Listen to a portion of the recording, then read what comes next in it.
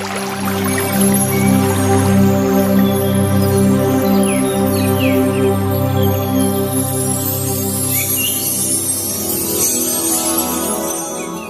viewers, welcome back to my channel PK POTHAMINASI KHANGMINASI channel asina ngasi su amuk unarare ekoi punamak anuba topic amaga iroinana ngasi gi miyamda khudol tamjagadariba topic asi miyamna khanbirakpa singi manungdagi lokhasarakpa mathang manaw naina lokhasarakpa topic singi manungda ngasi tararaba topic asi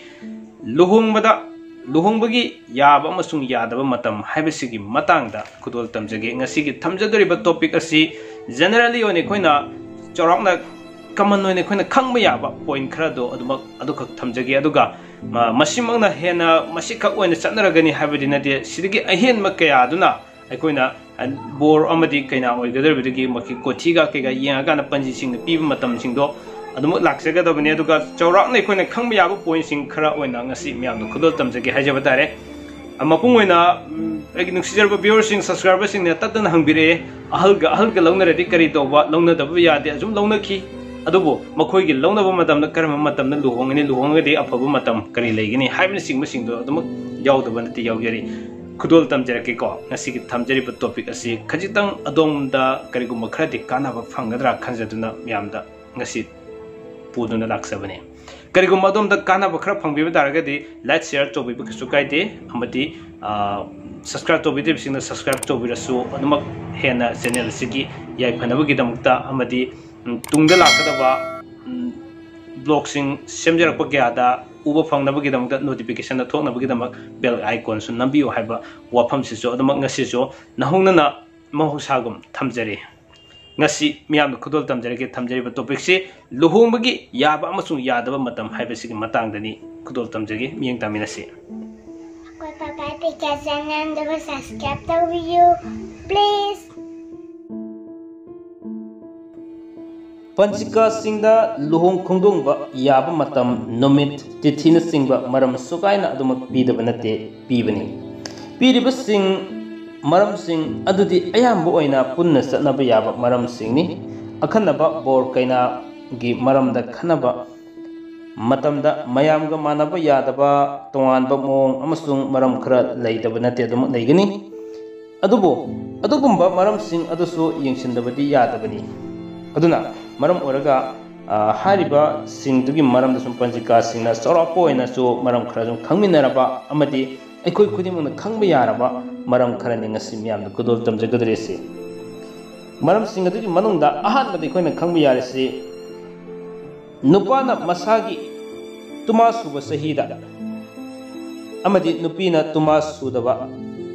Sahida Luhongba Yade Habasima Han the Kamina Tangakade Aduga Nupan Habadi Borgi Sahina Tumasudaba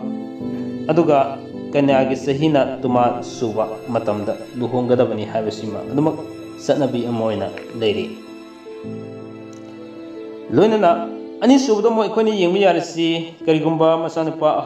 masanapi ahalga luhongba targadi ahalga launa badi magi fabung sung phataba kya amasu laikre tobodabo harib karigumba launa lenadana makoi luhongba targadi ahalga launa lenadana luhongba haibase makoi gi matam yadaba matam amakadagi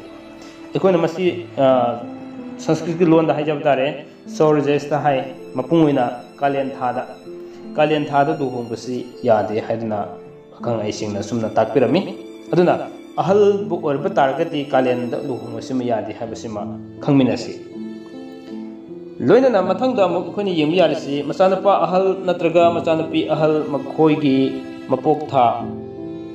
numit amasung nakatra da luhongbasi yade habidi mapungena bor amadi kaina asina ahal oraba anisi manungda ama orbasu ahan he oiba targadi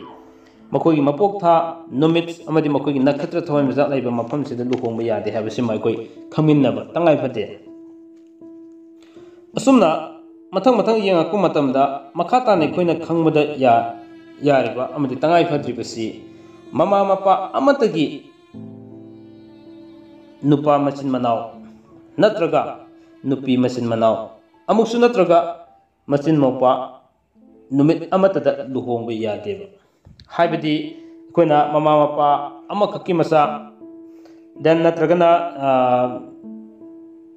machin manau thokpa hek machin manau bu thokpa taraba adu oiba targadi tangai patani koi nong du luhong those simlebegi simlebegi kaina haibe singche yadi hai tari ko aduna machin manau si nong du luhong thokasi masi mai koi sidadi yadi haiduna akangai singna jumna pibirami mathangda nupana masagi janma tha abadi masagi mapok tha adagi rasi amasung janma nakhatrada luhongba yadi adubo nupidi kasukaide nupidi phai habsima